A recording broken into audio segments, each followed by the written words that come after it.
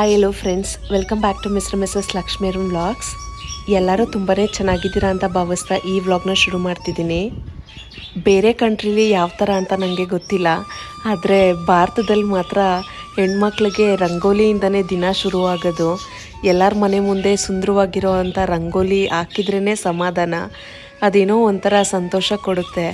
Rangoli just powder ಮಾತ್ರನೇ ಅಲ್ಲ, ಬಣ್ಣ ಮಾತ್ರನೇ ಅಲ್ಲ, ಅದು ಒಂಥರ ಸುಂದರವಾಗಿರುವಂಥ ಕಲಾಕೃತಿ ಅಂತ ಹೇಳ್ಬೋದು. ಎಲ್ಲ ಹೆಣ್ಮಕ್ಳಲ್ಲೂ ಒಂದು ಕಲೆ ಇದೆ ಅನ್ನೋದು ಅವ್ರ ರಂಗೋಲಿ ನೋಡಿದ್ರೇ ಅರ್ಥ ಆಗಿಬಿಡುತ್ತೆ. ಆ ಎರಡು ಬೆರಳು ಸಂದಿಲಿ ಬೆಳ್ಳಿ ಮೋಡ್ದಂಥ ಬಿಳಿ ರಂಗೋಲಿ ಪುಡಿ ಜಾರ್ತಾ ಜಾರ್ತಾ ಎಷ್ಟು ಸುಂದರವಾಗಿರುವಂಥ ಚಿತ್ರ ಮೂಡಿ ಬಂದುಬಿಡುತ್ತೆ. ಆ ರಂಗೋಲಿ ಹಾಕಿದ್ಮೇಲೆ ಅದನ್ನು ನೋಡೋದಕ್ಕೆ ಒಂಥರ ಮನಸ್ಸಿಗೆ ಆಹ್ಲಾದವಾಗಿರುತ್ತೆ. ನನಗಂತೂ ನಾನು ಹಾಕಿರೋ ರಂಗೋಲಿನ ನೋಡೋವಾಗೆಲ್ಲ ಏನೋ ಒಂಥರ ಪೀಸ್ ಆಫ್ ಮೈಂಡ್ ಕೊಡುತ್ತೆ. ನಿಮಗೂ ಈ ರೀತಿ ಅನಿಸುತ್ತಾ? ಕಮೆಂಟ್ ಮಾಡಿ.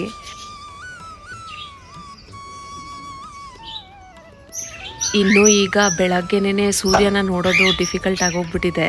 ದಿತ್ವ ಸೈಕ್ಲೋನ್ ಇರೋದ್ರಿಂದ ತುಂಬಾ ಚಳಿ. ಸೊ ಬಿಸಿಲು ಬಂತು ಅಂದ್ರೇ ಒಂಥರ ಖುಷಿ ಆಗುತ್ತೆ. ಎಲ್ಲಿ ನೋಡಿದ್ರು ಅಲ್ಲಿ ಎಲ್ಲರೂ ಸ್ವೆಟ್ರ್ ಹಾಕ್ಕೊಂಡು ಮಫ್ಲರ್ ಹಾಕ್ಕೊಂಡು ಹೊರಗಡೆ ಎಲ್ಲ ಊಟಿ ಥರ ಓಡಾಡ್ತಾ ಇರ್ತಾರೆ. ನಮ್ಮನೆ ಹತ್ರ ಅಂತೂ ತುಂಬಾ ಮಂಜು ಜಾಸ್ತಿ ಬೀಳ್ತಾ ಇದೆ. ಸೊ ರಂಗೋಲಿ ಹಾಕಿ ಮುಗಿಸಿದ್ಮೇಲೆ ನಾನು ಮಾಡೋ ಫಸ್ಟ್ ಕೆಲಸನೇ ಅಮ್ಮಂಗೆ ಬ್ರೇಕ್ಫಾಸ್ಟ್ ರೆಡಿ ಮಾಡ್ಕೊಳ್ಳೋದು. ಅವ್ರಿಗೆ ರೆಗ್ಯುಲರಾಗಿ ಈ ಪೋರಿಚ್ ಮಾಡಿಕೊಟ್ಬಿಡ್ತೀನಿ ಬ್ಲ್ಯಾಕ್ ರೈಸ್ದು. ಸೊ ಇದು ಕುಡಿಯೋದ್ರಿಂದ ಅವ್ರಿಗೂ ಕೂಡ ಬೇಗನೆ ಹೊಟ್ಟೆ ಫಿಲ್ಲಿಂಗ್ ಆಗಿರುತ್ತೆ ಮತ್ತು ಟ್ಯಾಬ್ಲೆಟ್ಸ್ ಹಾಕ್ಕೊಳ್ಳೋಕ್ಕೂ ಈಸಿ ಆಗಿಬಿಡುತ್ತೆ. ಸೊ 8:30ಗೆ ಬ್ರೇಕ್ಫಾಸ್ಟ್ ಆಗಿಬಿಡ್ಬೇಕು ಅಂತ ಹೇಳಿದ್ರೆ ಇದು ಈಸಿಯೆಸ್ಟಾಗೂ ಇದೆ. ನಾನು ಹೇಳಿದ್ದೀನಲ್ವ, ನೀವು ಪ್ರೀವಿಯಸ್ಲಿ ನೋಡಿದ್ರೋ ಇಲ್ವೋ, ಇದು ವೆಯ್ಟ್ ಲಾಸ್ಗೆ ತುಂಬಾ ಹೆಲ್ಪ್ ಆಗುತ್ತೆ. ಅಮ್ಮ ವೆಯ್ಟ್ ಲಾಸ್ ಮಾಡಬೇಕು ಅಂತ ಡಾಕ್ಟ್ರ್ ಹೇಳಿದಾಗ ಇದನ್ನು ನಾವು ಟ್ರೈ ಮಾಡಿದ್ವಿ. ಇದು ಕಂಪ್ಲೀಟ್ಲಿ ಹೋಮ್ ಮೇಡು ಮತ್ತು ಹೆಲ್ದಿ, ಯಾವುದೇ ಸೈಡ್ ಎಫೆಕ್ಟ್ಸ್ ಇಲ್ದಿರೋ ಅಂತಹ ವೆಯ್ಟ್ ಲಾಸ್ ಪೌಡರ್ ಆಗಿರುತ್ತೆ. ಈ ರೆಸಿಪಿನ ನಾನೇ ಸ್ವತಃ ಮಾಡಿರೋದು. ಸೊ ನೀವು ನೋಡಬೇಕು ಅಂತ ಹೇಳಿದ್ರೆ ಆ ವ್ಲಾಗ್ನ ಕೂಡ ಇಲ್ಲಿ ಮೇಲೆ ಟ್ಯಾಗ್ ಮಾಡಿದ್ದೀನಿ. ಸೊ ಅದನ್ನು ಕ್ಲಿಕ್ ಮಾಡಿ ನೀವು ಚೆಕ್ ಮಾಡಿ. ಅಮ್ಮ ಆಲ್ಮೋಸ್ಟು 4ರಿಂದ 5 kg ಕಡಿಮೆ ಆಗಿದ್ದಾರೆ ಈ ಪೋರಿಚ್ ತಿನ್ನೋದ್ರಿಂದ. ಸೊ ನಿಮಗೂ ಕೂಡ ಹೆಲ್ಪ್ ಆಗುತ್ತೆ ಅಂತ ಹೇಳಿದ್ರೆ ದಯವಿಟ್ಟು ಚೆಕ್ ಮಾಡಿ. ಇನ್ನು ಈ ಚಳಿಗೆ ಬಿಸಿ ಬಿಸಿಯಾಗಿರುವಂಥ ಟೀ, ಕಾಫಿ ಮತ್ತು ಹಾಲು ಏನಾದರೂ ಸರಿ ಬಿಸಿ ತಿಂತಿದ್ರೆ ಕುಡಿತಿದ್ರೇ ಒಂಥರ ಚೆಂದ. ಸೊ ನಮ್ಮನೇಲಿ ಬೆಲ್ಲದ ಚಹಾನೇ ಮಾಡೋದು. ಇನ್ನು ಬೆಲ್ಲದ ಟೀ ಕುಡಿಯೋದ್ರಿಂದ ಏನು ಬೆನಿಫಿಟು ಅಂತ ಹೇಳಿದ್ರೆ ಇಮಿಡಿಯೇಟ್ಲಿ ಎನರ್ಜಿ ಸಿಗುತ್ತೆ ಮತ್ತು ಅದು ಜೀರ್ಣಕ್ರಿಯೆನೂ ಸುಧಾರಿಸುತ್ತೆ. ಇನ್ನೂ ನಿಮಗೆ ಹಿಮೋಗ್ಲೋಬಿನ್ ಲೆವೆಲ್ಲು ಕಡಿಮೆ ಇತ್ತು ಅಂತ ಹೇಳಿದ್ರೆ ರಕ್ತಹೀನತೆ ಇರೋರು ಬೆಲ್ಲದ ಟೀ ಕುಡಿಯೋದು ಕೂಡ ಹೆಲ್ಪ್ಫುಲ್ ಆಗುತ್ತೆ. ಇನ್ನು ರೋಗ ನಿರೋಧಕ ಶಕ್ತಿ ಅಂದರೆ ಇಮ್ಯುನಿಟಿ ಸಿಸ್ಟಮ್ನ ಬೂಸ್ಟ್ ಮಾಡ್ತಾ ಮತ್ತು ನಮ್ಮ ಬ್ಲಡ್ನ ಕೂಡ ಪ್ಯೂರಿಫೈ ಮಾಡುತ್ತೆ. ಇನ್ನು ನಮ್ಮ ದೇಹದ ಉಷ್ಣಾಂಶತೆನ ಕಾಪಾಡ್ಕೊಳ್ಳೋಕ್ಕೂ ಇದು ಹೆಲ್ಪ್ ಮಾಡುತ್ತೆ. ಬೆಲ್ಲ ಹೀಟ್ ಇರೋದ್ರಿಂದ ಈ ಚಳಿಗೆ ನಮ್ಮ ಬಾಡಿನ ಬೆಚ್ಚಗಿಟ್ಕೊಳ್ಳೋಕೆ ಹೆಲ್ಪ್ ಮಾಡುತ್ತೆ. ಇನ್ನು ನಮ್ಮ ಪುಟಾಣಿಗೆ ಉಗುರು ಕಟ್ ಮಾಡೋದು ಅಂದರೆ ದೊಡ್ಡ ಸಾಹಸನೇ ಸರಿ. ಯಾವಾಗಲೂ ಅಷ್ಟೇ, ಚಿಕ್ಕವನಿರೋವಾಗ್ಲೂ ಇವಾಗ ಆಲ್ಮೋಸ್ಟ್ 1.5 year ಆಗ್ತಾ ಬಂತು ಅವನಿಗೆ. ಆದ್ರೂ ಅವ್ನು ಉಗುರು ಕಟ್ ಮಾಡೋದಕ್ಕೆ ಬಿಡೋದೇ ಇಲ್ಲ. ಹೆಂಗೋ ಹಂಗೆ ಕತೆಗಳು ಹೇಳ್ಕೊಂಡು ಕಟ್ ಮಾಡಿದೆ. ಏನು ಮಾಡಿಬಿಟ್ಟಿದ್ದಾನೆ ಅಂತ ಹೇಳಿದ್ರೆ ಅವನಿಗೆ ಚಿಕ್ಕದಾಗಿ ಪಿಂಪಲ್ಸ್ ಆಗಿತ್ತು. ಅದನ್ನು ಉಗುರಲ್ಲಿ ಗೀಚಿ ರಕ್ತ ಬರೋ ಥರ ಮಾಡ್ಕೊಂಡ್ಬಿಡ್ತಾ ಇದ್ದಾನೆ. ಅದಕ್ಕೇ ಹೆಂಗಾದ್ರೂ ಮಾಡಿ ಇವತ್ತು ಕಟ್ ಮಾಡೇ ಬಿಡಬೇಕು ಅಂತ ಕೂತ್ಕೊಂಡ್ಬಿಟ್ಟೆ. ರೈಮ್ಸ್ ಹಾಕಿದ್ರೆ ಅದನ್ನ ನೋಡ್ಕೊಂಡಿದ್ದ, ಹೆಂಗೋ ಕತೆ ಹೇಳ್ಕೊಂಡು ಕಟ್ ಮಾಡಿದೆ. ಮಕ್ಕಳಿಗೆ ಉಗುರನ್ನ ಅವಾಗವಾಗ ಕಟ್ ಮಾಡ್ತಾನೆ ಇರಿ. ಎಷ್ಟು ಚಿಕ್ಕದಾಗಿ ಉಗುರಿದ್ರೂ ಸರಿ ಅವನು ಸ್ಕ್ರ್ಯಾಚ್ ಮಾಡ್ಕೊಂಡ್ಬಿಡ್ತಾನೆ. ಅದಕ್ಕೆ ಫುಲ್ಲು ಡೀಪಾಗಿ ಕಟ್ ಮಾಡಿ ಬಿಟ್ಬಿಡ್ತೀನಿ ನಾನು. ಈ ಮರ ನೆಟ್ಟಾಗಿಂದ ಯಾವತ್ತೂ ಹಣ್ಣೆ ಕೊಟ್ಟಿರಲಿಲ್ಲ. ಅದು ನಮ್ಮಮ್ಮಂಗೆ ಯಾರೋ ಹೇಳಿದ್ರಂತೆ, ಅಮಾವಾಸ್ಯೆ ದಿವಸ ಮರಕ್ಕೆ ಹಾಣಿ ಹೊಡೆದ್ರೆ ಹಣ್ಣು ಬರ್ದಿರೋ ಮರ ಕೂಡ ಹಣ್ಣು ಕೊಡುತ್ತೆ ಅಂತ. ಅಮ್ಮ ಆ ಥರ 2-3 ಸತಿ ಹಾಣಿ ಹೊಡೆದಿದ್ರು.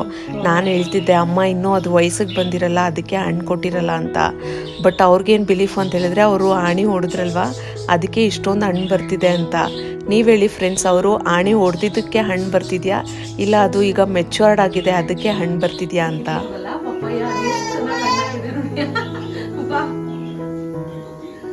ಮೊನ್ನೆ ನಮ್ಮ ತೋಟದಲ್ಲಿ ಹಣ್ಣು ಕಿತ್ತಿದ್ವಲ್ಲ, ಪಪ್ಪಾಯ ಎಷ್ಟು ಚೆನ್ನಾಗಿ ಹಣ್ಣಾಗಿದೆ ನೋಡಿ. ವಾವ್, ಇವತ್ತು ಬೆಳಗ್ಗೆ ಬ್ರೇಕ್ಫಾಸ್ಟ್ ತಿನ್ನೋದು ಅಲ್ಲ ಅಮ್ಮ? ಚಿನ್ನಲ್ವಾ ನೀನು ತಿಂದ್ಯಾ? ಚಿನ್ನಲ್ವಾ? ಯಾಕೆ ಅವ್ರು ಪಪ್ಪಾಯ ಇಷ್ಟ ಇಲ್ಲ ಫ್ರೆಂಡ್ಸ್, ಅದಕ್ಕೆ ಅಲ್ವಾ ಅಮ್ಮ?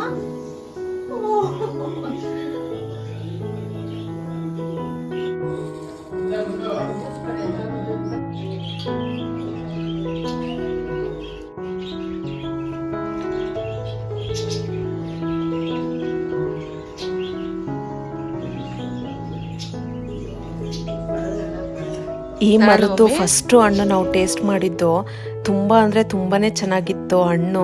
ಅಮ್ಮ ಆ ಮನೇಲಿ ಇರೋವಾಗ ಪಾಟಲ್ಲಿ ಹಾಕಿಕ್ಕಿದ್ದು ಇದು ಪಪ್ಪಾಯ ಗಿಡನ ಇಲ್ಲಿಗೆ ತಂದು ಹಾಕಿದ್ದು ಮರ ಆಗಿ ಬೆಳೆದು ಇದು ಹಣ್ಣು ಕೂಡ ಕೊಡೋಕ್ಕೆ ಸ್ಟಾರ್ಟ್ ಮಾಡಿಬಿಡ್ತು. ವಾವ್, ಆ ಕಲರು ಸನ್ಸೆಟ್ ಎಲ್ಲೋ ಅಷ್ಟು ಚೆನ್ನಾಗಿದೆ, ಆರೆಂಜು ಎಲ್ಲೋ ಎರಡು ಮಿಕ್ಸ್ ಆಗಿ. ಒಂದೇ ಒಂದು ಸೀಡ್ ಕೂಡ ಇಲ್ಲ ಅದರಲ್ಲಿ. ನಾವೇ ಆಶ್ಚರ್ಯಪಟ್ಬಿಟ್ವಿ, ಇಷ್ಟೊಂದು ಟೇಸ್ಟಿಯಾಗಿದೆಯಾ, ಯಾವ ಬೀಜ ಹಾಕಿದ್ವಿ ಅಂತಲೇ ನಮಗೆ ಗೊತ್ತಿಲ್ಲ, ಬಟ್ ಅಷ್ಟು ಚೆನ್ನಾಗಿದೆ. ಇವತ್ತು ಬ್ರೇಕ್ಫಾಸ್ಟ್ ಮಾಡೋಣ ಅಂತ ಫ್ರಿಜ್ ಓಪನ್ ಮಾಡಿದ್ರೆ ಯಾವುದೇ ತರಕಾರಿನೂ ಇರಲಿಲ್ಲ, ಎಲ್ಲ ಖಾಲಿಯಾಗಿ ಹೋಗಿತ್ತು. ಸೊ ಅದಕ್ಕೇ ಇನ್ಸ್ಟೆಂಟಾಗಿ ಬ್ರೇಕ್ಫಾಸ್ಟ್ ಮಾಡೋಣ ಅಂತ ಹೇಳಿ ಈ ಥರ ರೈಸ್ ಬಾತ್ ಮಾಡ್ಕೊಳ್ತಿದ್ದೀನಿ. ನೀವು ಕೂಡ ಈ ಥರ ಟ್ರೈ ಮಾಡಿ, ತುಂಬಾ ಚೆನ್ನಾಗಿರುತ್ತೆ. ನಾನು ಯಾವಾಗಲೂ ಅಷ್ಟೇ ಮನೇಲಿ ತರಕಾರಿ ಖಾಲಿಯಾಗಿರೋವಾಗ ಬ್ರೇಕ್ಫಾಸ್ಟಿಗೆ ಈ ಥರನೇ ಮಾಡ್ಕೊಳ್ಳೋದು. ಇದಕ್ಕೆ ಜಸ್ಟು 2 ಟೊಮೆಟೊ, 1 ಈರುಳ್ಳಿ ಇದ್ದರೆ ಸಾಕು. ಒಂದು ಪಾತ್ರೆ ಬಿಸಿ ಮಾಡಿಕೊಂಡು ಅದಕ್ಕೆ ಕಡಲೆಬೇಳೆ ಮತ್ತು ಕಡಲೆ ಬೀಜ ಹಾಕ್ಕೊಂಡು ಸಾಸಿವೆ ಜೀರಿಗೆ ಹಾಕ್ಕೊಂಡು ಅದು ಚಟಪಟ ಅಂತ ಹೇಳಿದ್ಮೇಲೆ ಕುಟ್ಟಿರೋ ಅಂಥ ಬೆಳ್ಳುಳ್ಳಿ ಒಂದೇ ಒಂದು 2-3 ಹಲ್ಲು, ಆಮೇಲೆ ಒಂದು ಈರುಳ್ಳಿ ಸಣ್ಣ ಸಣ್ಣದಾಗಿ ಕಟ್ ಮಾಡಿರೋದು, ಮತ್ತು 3-4 ಉದ್ದಕ್ಕೆ ಸೀಳಿರೋ ಅಂಥ ಹಸಿರು ಮೆಣಸಿನ್ಕಾಯಿ ಹಾಕಿ ಬಾಡಿಸ್ಕೊಂಡು ಟೊಮೆಟೊ ಕಟ್ ಮಾಡಿರೋದನ್ನು ಹಾಕಿ ಅರ್ಧ ಚಮಚ ಅರಿಶಿನ ಮತ್ತು ರುಚಿಗೆ ತಕ್ಕಷ್ಟು ಉಪ್ಪು ಮತ್ತು ಮನೇಲೇ ಪ್ರಿಪೇರ್ ಮಾಡಿರೋವಂಥ ಚಿಕನ್ ಮಸಾಲ ಹಾಕ್ಕೊಂಡು ಅದನ್ನು ಚೆನ್ನಾಗಿ ಬಾಡಿಸ್ಕೊಂಡು ಗೊಜ್ಜು ಥರ ಮಾಡಿಕೊಂಡ್ರೆ ಬಿಸಿ ಬಿಸಿ ಅನ್ನಕ್ಕೆ ಇದನ್ನು ಮಿಕ್ಸ್ ಮಾಡಿಕೊಂಡ್ರೆ ರೈಸ್ ಬಾತು ರೆಡಿ ಆಗೋಗ್ಬಿಡುತ್ತೆ. ನಿಮಗೆ ಬೇಕಾದರೆ ಮೇಲೆ ನಿಂಬೆ ಹಣ್ಣಿನ ರಸ ಕೂಡ ಹಾಕೋಬೋದು, ತುಂಬ ಟೇಸ್ಟಿಯಾಗಿ ಬರುತ್ತೆ.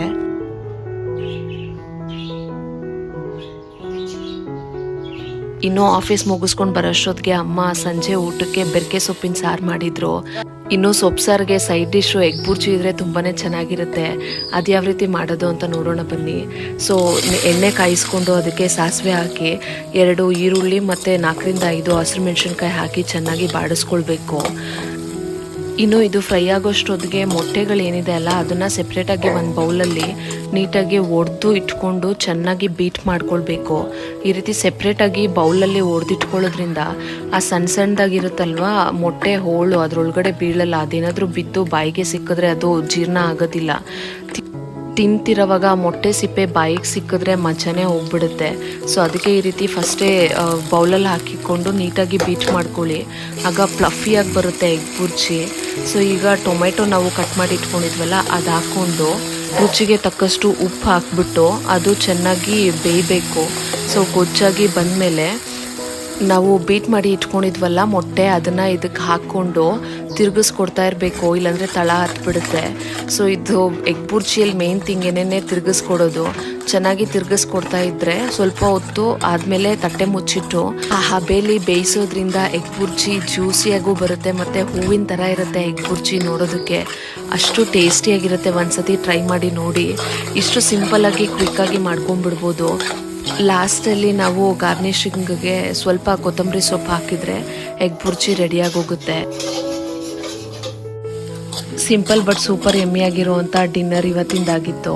ಸೊ ನೋಡಿದ್ರಲ್ಲ ಫ್ರೆಂಡ್ಸ್, ಇದಾಗಿತ್ತು ಇವತ್ತಿನ ವ್ಲಾಗು. ಈ ವ್ಲಾಗು ನಿಮಗೆ ಇಷ್ಟ ಆಗಿದ್ರೆ ದಯವಿಟ್ಟು ಒಂದು ಲೈಕ್ ಮಾಡಿ. ನೀವೇನಾದರೂ ಈ ವ್ಲಾಗ್ನ ಇಲ್ಲಿವರೆಗೂ ನೋಡಿದ್ದೀರಾ ಅಂತ ಹೇಳಿದ್ರೆ ನಿಮ್ಮ ಪ್ರೀಶಿಯಸ್ ಟೈಮ್ಗೆ ಥ್ಯಾಂಕ್ ಯು ಸೋ ಮಚ್. ನಮ್ಮ ಚಾನಲ್ಗೆ ದಯವಿಟ್ಟು ಸಬ್ಸ್ಕ್ರೈಬ್ ಮಾಡಿ ನನಗೆ ಸಪೋರ್ಟ್ ಮಾಡಿ. ನಿಮ್ಮ ಅಭಿಪ್ರಾಯನ ಕಮೆಂಟ್ ಮಾಡಿ friends. Thank you for watching. Will catch you in next vlog.